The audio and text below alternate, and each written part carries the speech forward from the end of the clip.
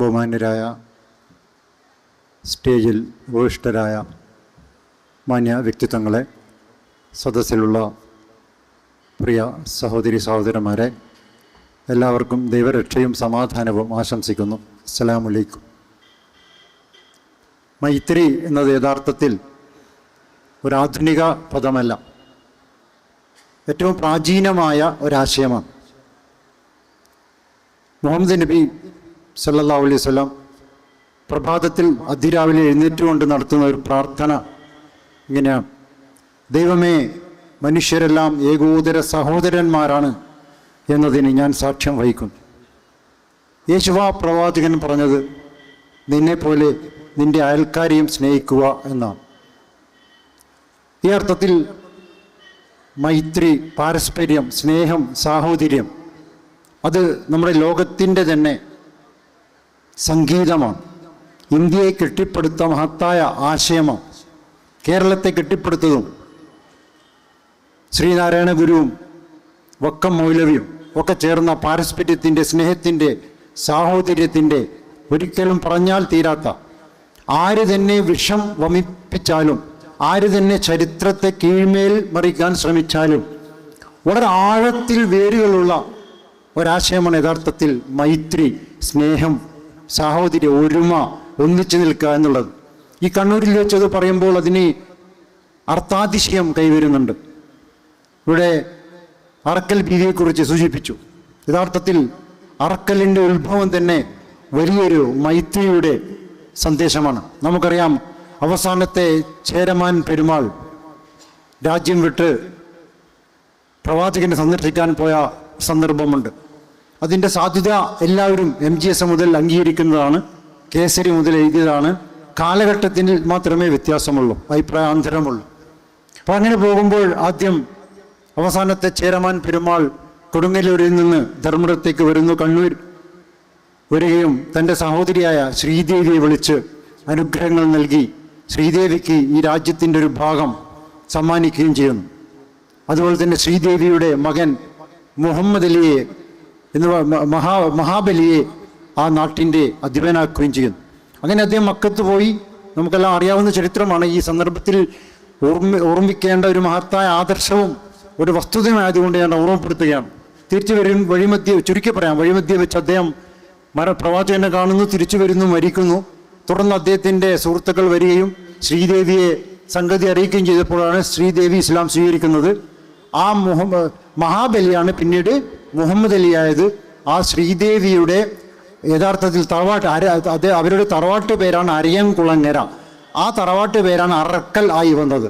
അപ്പോൾ അറക്കൽ എന്നുള്ളത് കേരളത്തിൻ്റെ സാഹോദര്യത്തിൻ്റെ, സ്നേഹത്തിൻ്റെ, മൈത്രിയുടെ വലിയൊരു ചിഹ്നമാണ്. അറക്കലിനെ കുറിച്ചിട്ട്, അറക്കലിൻ്റെ പിറവിയെ കുറിച്ചിട്ട്, അതിൽ നിന്ന് വരുന്ന സാഹോദര്യത്തെ കുറിച്ചിട്ട്, സ്നേഹത്തെ കുറിച്ചിട്ട് ഇനിയും ധാരാളം കഥകളുണ്ട്.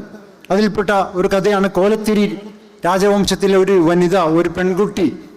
അവൾ കുളിക്കുമ്പോൾ കാൽ തെറ്റി അവൾ അങ്ങനെ ഒഴുക്കിൽപ്പെട്ട് പ്രയാസപ്പെട്ടപ്പോൾ ഒരു മുഹമ്മദ് അലി എന്ന് പറയുന്ന ആ മുഹമ്മദ് അലി, ആദ്യം പറഞ്ഞ ആ മഹാബലി മുഹമ്മദ് അലി ആയതാണെന്ന് പറയപ്പെടുന്നു. അദ്ദേഹം വെള്ളത്തിലേക്ക് എടുത്ത് ചാടുകയും ഈ രാജകുമാരിയെ രക്ഷപ്പെടുത്തുകയും ചെയ്യുന്നു. അങ്ങനെ ആ സ്നേഹത്തിൻ്റെ പ്രതീകമായി ആ കാലത്തെ കോലത്തിരി തങ്ങളുടെ രാജ്യത്തിൻ്റെ ഒരു ഭാഗം അറക്കലിന് സമ്മാനിക്കുന്നു. ഇങ്ങനെയും കഥയുണ്ട്. അപ്പോൾ അതിൽ ഒക്കെ പ്രണയത്തിൻ്റെ, സ്നേഹത്തിൻ്റെ, സാഹോദര്യത്തിൻ്റെ, ഒരുമയുടെ മഹത്തായ ആശയങ്ങളാണ് യഥാർത്ഥത്തിൽ കണ്ണൂരിൽ നിന്ന് വരുന്നത്. കണ്ണൂരിൽ തന്നെ ധാരാളം ഈ അർത്ഥത്തിൽ പറയാനുണ്ട്. കാരണം അറക്കൽ ബീവിയുടെ എത്രയോ വർഷത്തെ മന്ത്രിമാർ മുരിക്കഞ്ചേരിയാണ്, മുരിക്കഞ്ചേരി കേളുവാണ്. മുരിക്കഞ്ചേരി കേളുവും അറക്കൽ ബീവിയും എന്നൊരു പുസ്തകം തന്നെ മലയാളത്തിലുണ്ട്. സമയം പബ്ലിക്കേഷൻ പ്രസിദ്ധീകരിച്ച പുസ്തകമാണത്. എത്രയോ കാലത്ത് അവർ തമ്മിലുള്ള ബന്ധം ഇവിടെ സൂചിപ്പിച്ചു. ജബീന 11ഓളം പെണ്ണുങ്ങളായിരുന്നു. അതായത് 37 രാജാക്കന്മാരുടെ പേരിൽ 11 കണ്ണൂരിൽ അറക്കൽ ബീവിമാർ ഒക്കെ ബീവിമാരായിരുന്നു, സ്ത്രീകളായിരുന്നു. അതിൽ ആയിഷയുണ്ട്, ജന്നുബിയുണ്ട്. അവരൊക്കെ ഡച്ചിനോട് സമരം ചെയ്തിട്ടുണ്ട്, പോർത്തുഗീസിനോട് സമരം ചെയ്തിട്ടുണ്ട്, ബ്രിട്ടനോട് സമരം ചെയ്തിട്ടുണ്ട്. അന്ന് അതുപോലെ തന്നെ മമ്മാലിമാർ, അറക്കൽ സ്വരൂപത്തിലും അതല്ലാതെയും സ്വതന്ത്രമായി കണ്ണൂരിലുള്ള മമ്മാലിമാർ. കേരളത്തിലെ നമ്മുടെ ഒരു ഭാഗത്ത് കുഞ്ഞാലിമരക്കാർമാരെ, 3 കുഞ്ഞാലിമരക്കാർമാരെ പറ്റി നമ്മൾ പറയുമ്പോൾ 5 മമ്മാലിമാരെ പറ്റി പറയാനുണ്ട്. അവർക്ക് സ്നേഹത്തിൻ്റെയും സാഹോദര്യത്തിൻ്റെ പ്രതീകങ്ങളായിരുന്നു. ധാരാളം പറയേണ്ട വിഷയങ്ങളാണ്. അതുപോലെ വലിയ ഹസൻ കണ്ണൂരിലെ വലിയ അച്ഛനും വലിയൊരു പാരസ്പര്യത്തിൻ്റെ സ്നേഹത്തിൻ്റെ കഥ പറയാനുണ്ട്. തലശ്ശേരിയെക്കുറിച്ച് പറഞ്ഞു. ചൊവ്വക്കാരൻ കെയെ കുറിച്ച് പറയുമ്പോഴേ എപ്പോഴും നമ്മുടെ എൻ വിജയൻ സാറ് പറഞ്ഞൊരു കാര്യമുണ്ട്. കെമാരുടെ പാരമ്പര്യത്തിൻ്റെ ഒടുവിലത്തെ കണ്ണിയാണ് നമ്മുടെ സൈനുദ്ദീൻ സാഹിബ്, മമ്മൂക്കയുടെ മകനാണ്. അപ്പം ആ ചൊവ്വക്കാരൻ മുസക്കയെയും മമ്മൂക്കയെയും ചേർത്ത് വെച്ചുകൊണ്ട് എൻ വിജയൻ സാറ് പറഞ്ഞൊരു കാര്യമുണ്ട്. കാഡിലാസ്കോപ്പി എന്ന അദ്ദേഹത്തിൻ്റെ കൃതിയിൽ അത് പറയുന്നുണ്ട്. തലശ്ശേരിയുടെ മേലാപ്പിൽ ഒരുമയുടെ, സ്നേഹത്തിൻ്റെ, സാഹോദര്യത്തിൻ്റെ, മൈത്രിയുടെ ഒരു മേഘമുണ്ട്. ആ മേഘം കെയുമാരാണ്. വളരെ കൗതുകകരമായൊരു കാര്യമാണ്. കെ കുടുംബത്തിൻ്റെ തന്നെ ഒരു തലശ്ശേരിയെ പറ്റി, തലശ്ശേരി മഹിമ തന്നെ ധാരാളമുണ്ട്. അതിൽപ്പെട്ടൊരു മഹിമയാണ് ആദ്യമായി തലശ്ശേരിയിൽ വെച്ചിട്ടാണ് ആദ്യത്തെ പത്രം ഇറങ്ങുന്നത്, അല്ലേ? ചന്ദ്രിക കണ്ണൂരിൽ നിന്ന് ഇറങ്ങുന്നതാണ്. 2 പാർട്ടികൾ, സ്നേഹത്തിൻ്റെയും സാഹോദര്യത്തിൻ്റെയും, CPM മുസ്ലിം ലീഗും മറ്റെന്ത് പറഞ്ഞാലും അവരൊക്കെ പിറക്കുന്നത് കണ്ണൂരാണ്. കണ്ണൂരിൽ ധാരാളം സ്നേഹ സാഹോദര്യത്തിൻ്റെ കഥ പറയാനുണ്ട്. ബദറുൽ മുനീറും മുസ്ലിം ജമാലും എന്ന കഥ യഥാർത്ഥത്തിൽ ആദ്യം അച്ചടിക്കുന്നത് കണ്ണൂർ തലശ്ശേരിയിൽ വെച്ചിട്ടാണ്. മഹാസീൻ എന്ന ചക്രവർത്തി, പേർഷ്യയിൽ നിന്ന് വരുന്ന ആ ഒരു ബന്ധം, ഒരു കാലത്ത് ഇന്നിപ്പം ഗൾഫിലേക്ക് ആളുകൾ പോകുന്നത് പോലെ ആ കാലത്ത് അറബികൾ യഥാർത്ഥത്തിൽ ഏറ്റവും അധികം വന്നത് കണ്ണൂരാണ്. 200ഓളം ആളുകൾ അറബികൾ കണ്ണൂർ ഇവിടെ നിലാമുറ്റത്ത് കിടക്കുന്നുണ്ട് എന്നാണ് ഒരു ചരിത്രം. വളവട്ടണത്ത് ഇത്ര ആളുകൾ വന്നു. ഇന്ന് അറിയപ്പെടുന്ന ബാലവി തങ്ങൾ, മുല്ലക്കോയ തങ്ങൾ, സയ്യിദ് പൂക്കോയ തങ്ങൾ, പാണക്കാട് തങ്ങളൊക്കെ വന്നത് ഈ വളവട്ടണത്താണ്. അതൊക്കെ സ്നേഹത്തിൻ്റെ, സാഹോദര്യത്തിൻ്റെ എത്രയോ ലക്ഷണങ്ങൾപ്പെട്ടതാണ്. ടിപ്പു സുൽത്താൻ 24 വർഷമാണ് മലബാർ ടിപ്പു സുൽത്താൻ ഭരിക്കുന്നത്, ഹൈദരലി ഖാനും. അതിൽ 7 വർഷം കഴിച്ച ബാക്കിയൊക്കെ അദ്ദേഹം ഇവിടെ ഉണ്ടായിരുന്നതാണ്. പല ഘട്ടങ്ങളിലായിട്ട് വരികയും പോവുകയും ചെയ്തിട്ടുണ്ട്. അറക്കലും ടിപ്പു തമ്മിൽ വലിയ ബന്ധമുണ്ട്. അതിൽപ്പെട്ട ഏറ്റവും രസകരമായൊരു ബന്ധം എന്താ അറിയോ? TP രാജീവൻ വർഷങ്ങൾക്ക് മുമ്പ് എഴുതി വെച്ച ഒരു ലേഖനം എൻ്റെ കയ്യിലുണ്ട്. അതിൽ അദ്ദേഹം പറയുന്നത്, ടിപ്പു എന്ന് പറയുമ്പോൾ നമ്മൾ കേൾക്കുന്നത് അതായത് ചരിത്രം ഏറ്റവും താറടിച്ച് കറുപ്പിച്ച ഒരാളാണ് ടിപ്പു. പക്ഷെ ടിപ്പുവിനെ കുറിച്ച് അദ്ദേഹം പറഞ്ഞത് മത മൈത്രിയുടെ ഏറ്റവും വലിയ ചിഹ്നമാണെന്നാണ്. അതിൽ അദ്ദേഹം പറഞ്ഞൊരു കാര്യമുണ്ട്. കൊടുങ്ങല്ലൂർ മൂകാംബിക ക്ഷേത്രത്തിൽ, മലബാറിൽ ഭരിച്ചിരുന്ന ആ ഒരു കാലഘട്ടത്തിലാണ് അദ്ദേഹം കൊല്ലൂർ മൂകാംബിക ക്ഷേത്രത്തിൽ പോകുന്നത്. കൊല്ലൂർ മൂകാംബിക ക്ഷേത്രം ടിപ്പു സുൽത്താൻ സന്ദർശിക്കുന്നു. ആ സന്ദർശനത്തിൻ്റെ ആദരവായി അവിടെ ടിപ്പു സുൽത്താൻ്റെ പേരിൽ ഒരു ആരതി കഴിപ്പിക്കുന്നുണ്ടെന്നാണ്. അത് കൗതുകകരമായ കാര്യം. ടിപ്പു സുൽത്താൻ്റെ പേരിൽ ഒരു നേർച്ച കൊല്ലൂർ മൂകാംബിക ക്ഷേത്രത്തിൽ ഉണ്ട് എന്ന് TP രാജീവൻ എഴുതിയ ലേഖനം എൻ്റെ കയ്യിലുണ്ട്. ആ നേർച്ചയുടെ പേര് സലാം മംഗളാരതി എന്നാണ് അത്രേ. ടിപ്പുവിന് സലാം എന്നാണ് അതിൻ്റെ അർത്ഥം എന്ന് പറയുന്നു. ടിപ്പുവിന് സലാം എന്ന പേരിൽ ഒരു നേർച്ച കഴിക്കുന്ന അമ്പലം അപ്പുറത്താണെങ്കിൽ കേരളത്തിൽ ഇവിടെ കണ്ണൂർ മുക്രി തെയ്യമുണ്ട്. കണ്ണൂരിൽ ആഴത്തിലുള്ള പേരുകളാണ്.